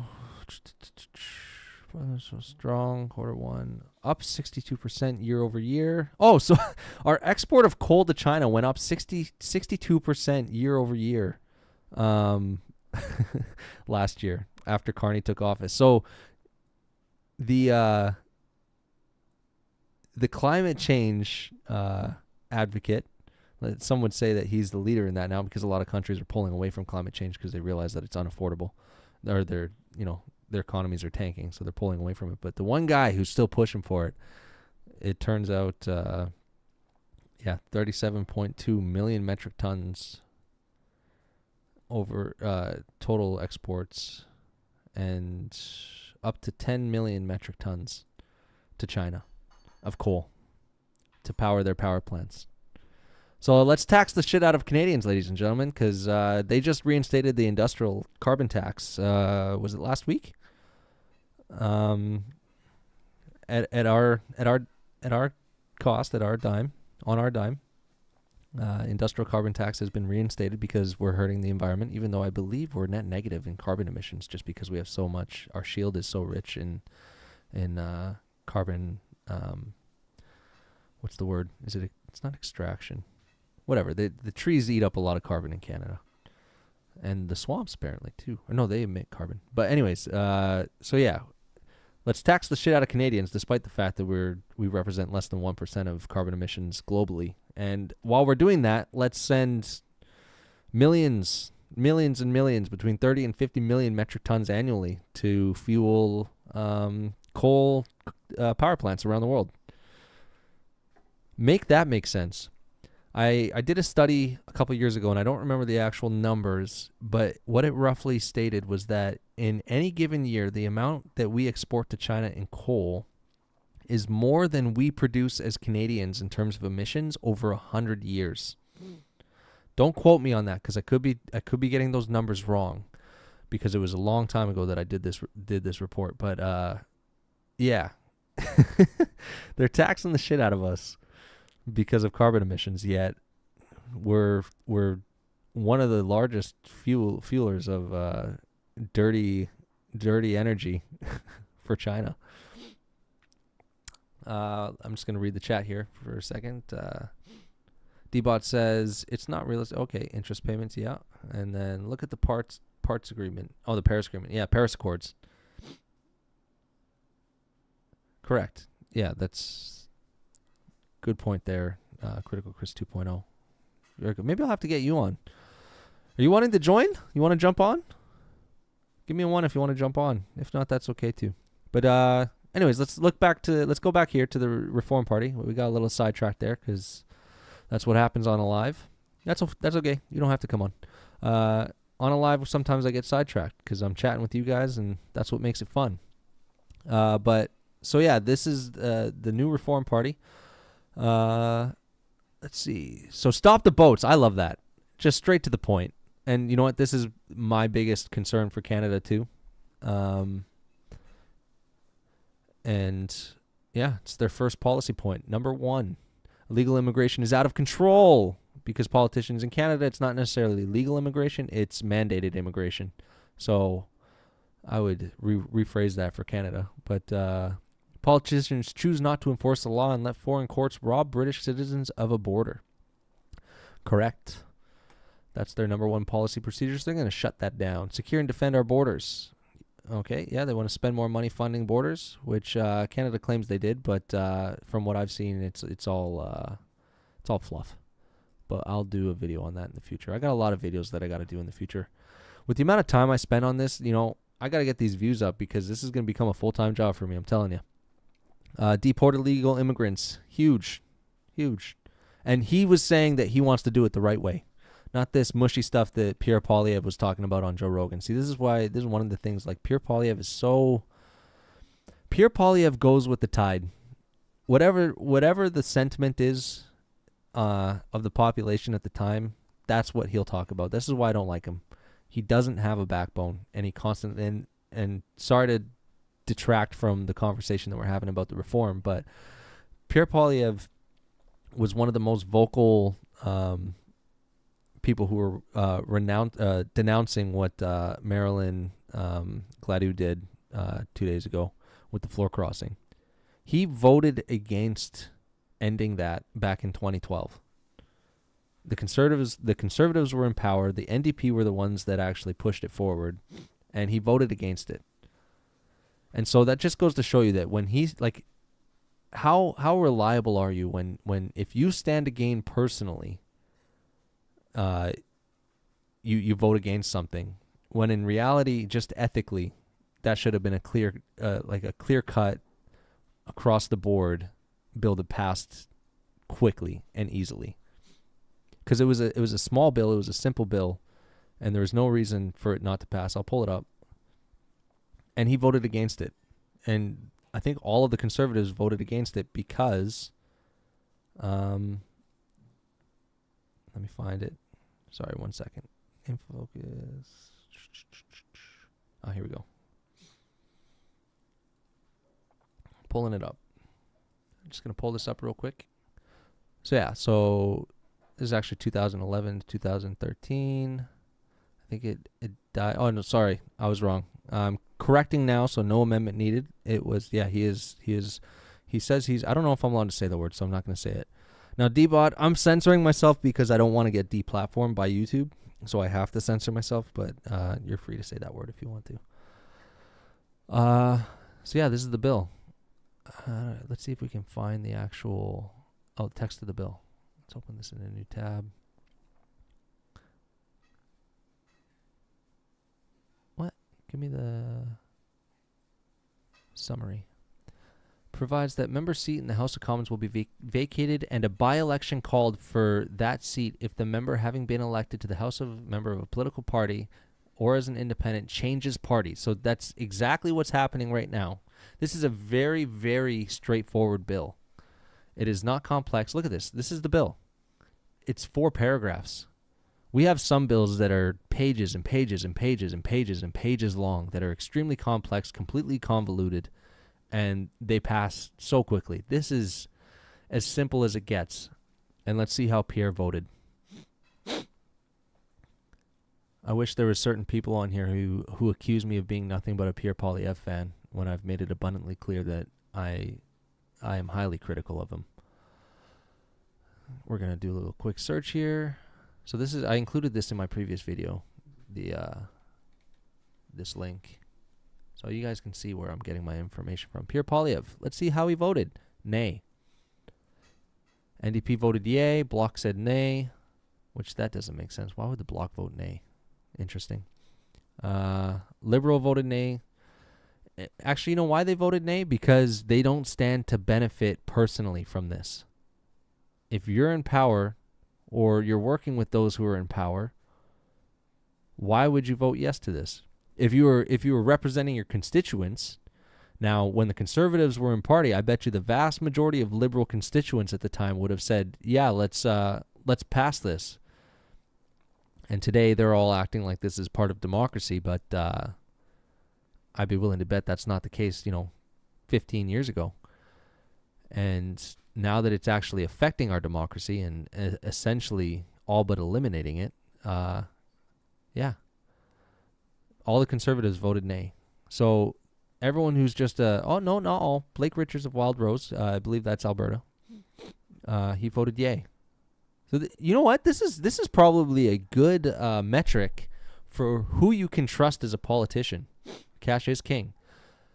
I was having this conversation with Cynthia again yesterday that I do believe there are some politicians who come into power who actually have a solid foundation and good ideals, and they believe they're doing the right thing.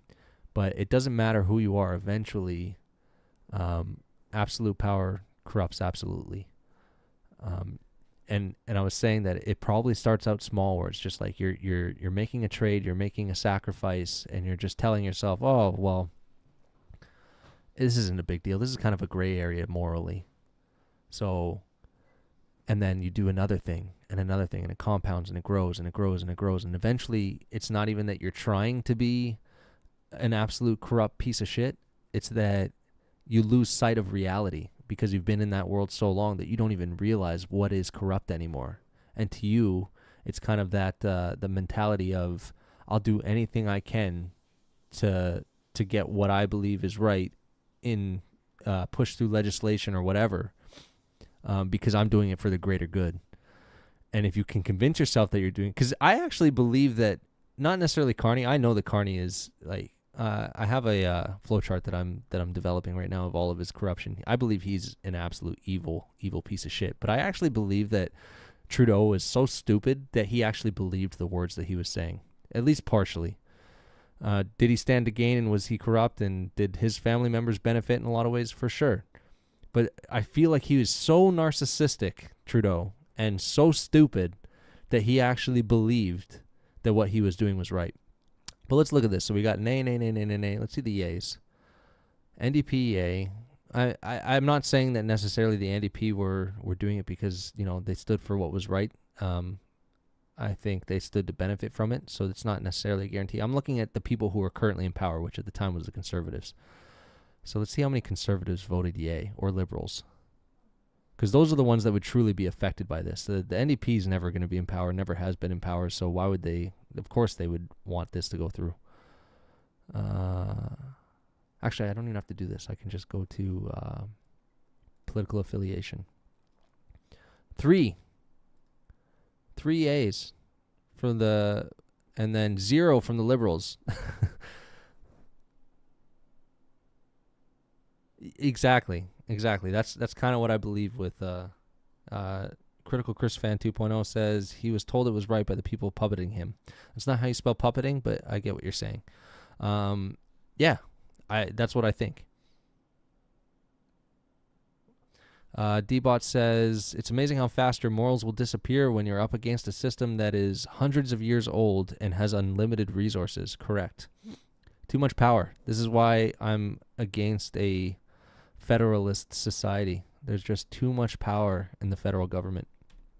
It needs to be filtered down. I'm not a libertarian by any means. I think there's too much flaws in that, especially the isolationism that libertarians purport. And apparently there's some Marxist connections that some people have talked about. I'm going to have to look into that. And it kind of does make sense. They kind of do align quite a bit with the Marxists. But I'm definitely for smaller federal government. That's why I'm a big fan of the U.S. system, constitutional republic. Give power to the states, or in the case of Canada, give power to the provinces. And it helps. I mean, at the end of the day, given our current climate, I just don't know if there's a way to and someone used the word, I think it was Dad that said oligarchy or whatever. It's oligarchy, and yeah, I think most governments suffer from that nowadays. Yeah, the provinces are too big as well. I agree. It's good when no liberals vote yay. Yeah. You know what? I'm curious about Chrétien. He was kind of before my time. I was just a little kid when he was in power. What is everyone's thoughts on Chrétien? Would you call him at least morally grounded? I have no idea what his policies were like, because what I did see is that he actually had a budget that he had a surplus budget for several years. So it actually seemed like he was pretty conservative fiscally, despite the fact that he was a liberal. Like, what's the history on him? Does anyone know? Anyone in the chat can provide me with information on that?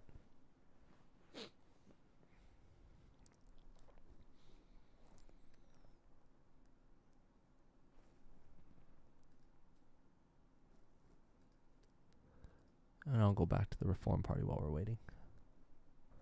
Oh.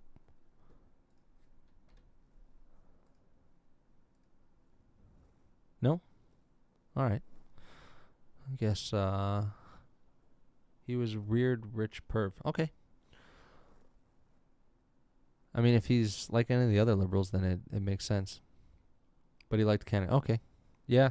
I mean, the thing that the only thing I saw was during his tenure, he had a surplus. Like, he didn't add to our debt. He actually reduced our debt, which is, I mean, that's, if you're going to ask for something, I mean, I would ask for a lot more, but that's a starting point. But I have no idea what his actual social policies were like, or what he was like as a person, because it was just before my time. But I plan on looking into that more. I'm sure there's ties to current liberals that he has. Anyway, so next step on, the reason I'm bringing this up, everyone, is because the Reform Party basically represents everything that I believe. At least I haven't looked at this too deeply, but there might be some things I'm not a huge fan of. But so far, everything that I've heard from the leader is pretty awesome. Ending low-skilled foreign labor. Oh, yeah, 100%. Restore Britain's sovereignty. I can never say that word. Sovereignty.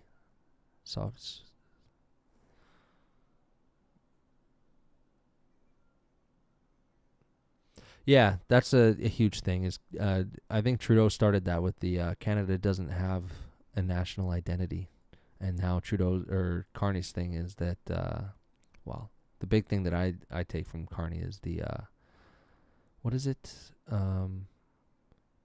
To be Canadian is to be a Muslim or something.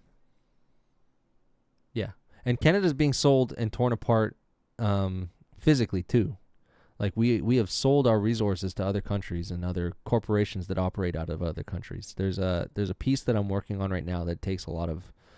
It's going to take like a lot of these investigative reports that I'm doing. I can't do them in a day, so they take some time. But one of the ones that I'm working on is on a mine up in Nunavut that the Carney government has just approved a $900 million road to, and it's owned by a Chinese company, and the Chinese company is connected to the CPP. So essentially, China owns that mine, and from what I'm aware of, they also own a lot of other resource-rich sites around Canada, and it's infuriating that we won't extract anything for ourselves for the benefit of Canadians, but will allow foreign entities, particularly authoritarian foreign entities that are adverse to everything that we're supposed to believe in, and sell it off to them. And then you take that with the fact that Carney is doing everything he can to buddy up with China right now because of what's going on with the tariffs, which the whole tariff thing I think is absolutely asinine to begin with. Not on Trump's side, on Canada's side. It's like we tariff the shit out of the U.S. Why can't they tariff us back? I mean, I know that's a very simplistic way of looking at it, but that's just me I'm purposefully being simplistic there, because I think Trump is doing what he thinks is best for his country, and we're acting like he's evil because of it. If you want to call him evil, find a reason to call him evil. If you disagree with his policies, just leave it at that. But why do that when you can? That's why I think Pierre lost, is because he took that route. He took the Trump was bad route. He sided with the Liberals on that, when it was clear that the Liberals were using that as a political tool to win the election.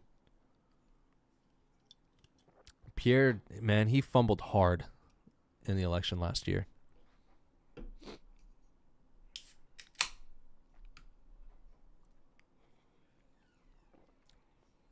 And being corrupted by the inside. Yep.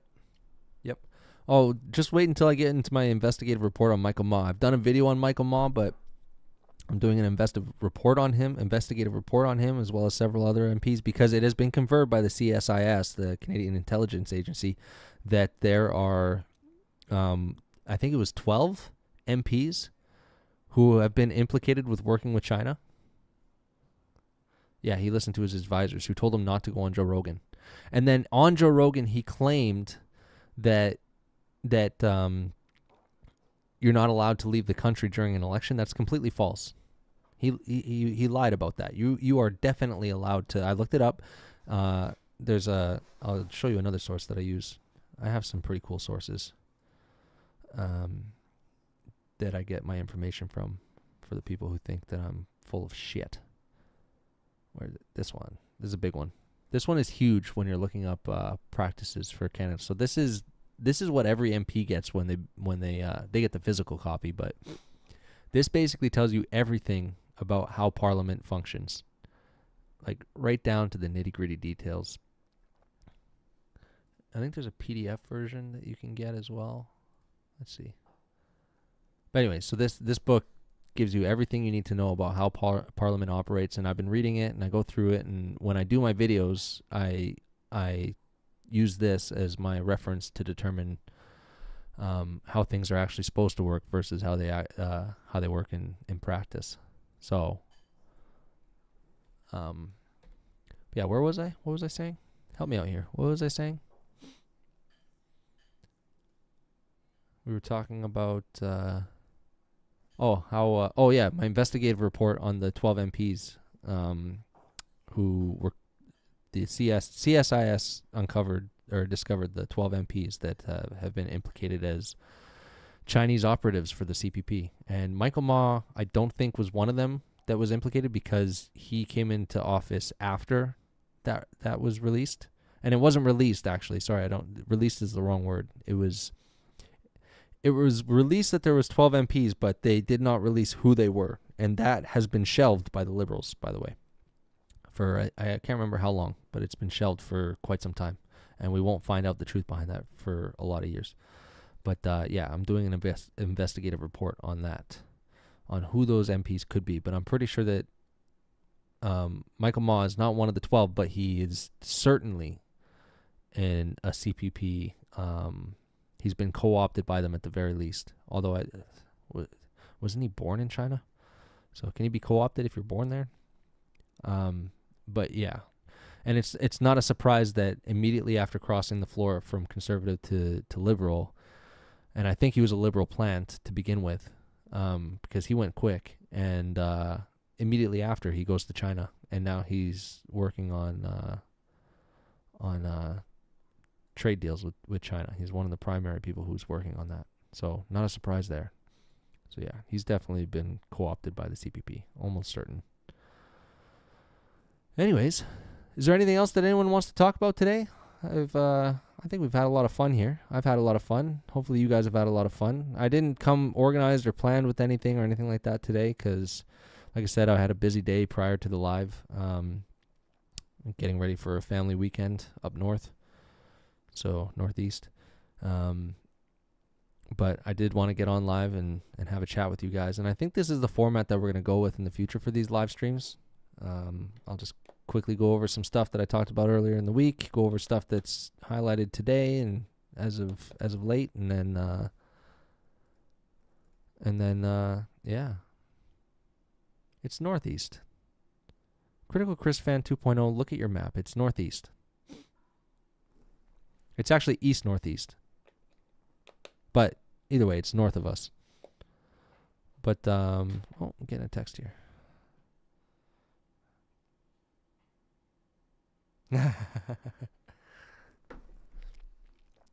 But yeah,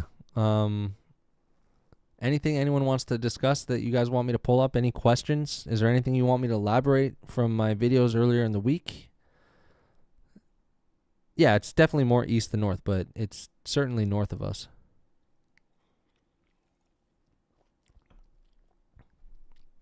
Probably on a 45-degree angle, actually.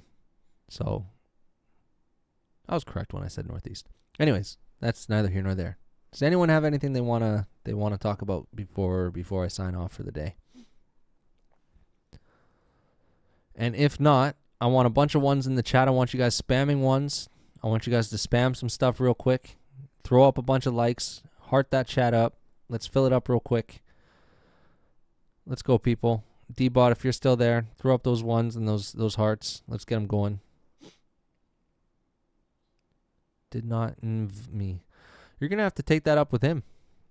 I'm not sure why he didn't invite you. He probably assumed that you were going to be enjoying your time in your in the thing you have. I'm not going to say what it is because I don't want to give anything away, but the thing you have in your backyard. I'm just talking out of my ass, though. I don't know. But one thing I do know is I was planning on shooting my guns, but looks like I can't do that this weekend. I was very excited about that. I wanted to sight in my TM22, which is right there. So I got a 308 here and a TM22 there. You know, what's funny is if you ask the Liberals, like, which gun is more dangerous, they'd say that one. They'd say that one. Because when asked about what he knows about guns, the Minister of Safety, he doesn't know shit. He admitted that he knows nothing about guns, but yeah, he's the one in charge of the gun buyback program and the current prohibition on guns. So good to know. Anyways, thank you everyone for coming out. I appreciate you guys' your contribution in the chat. You guys are what makes this fun and exciting, and you guys keep this going. So thank you very much. To all the people I don't know, I think there was a few. There was quite a few people who I haven't seen before. Thank you guys for coming out. Make sure you guys like, subscribe, hit the notification bell so when I'm releasing my videos I'm sorry I'm not releasing them as much as I'd like to, but like I said, it's a lot of work. It's when I'm doing them, it's like 16 to 18-hour days, and then I'm giving up. Like I even skipped hockey.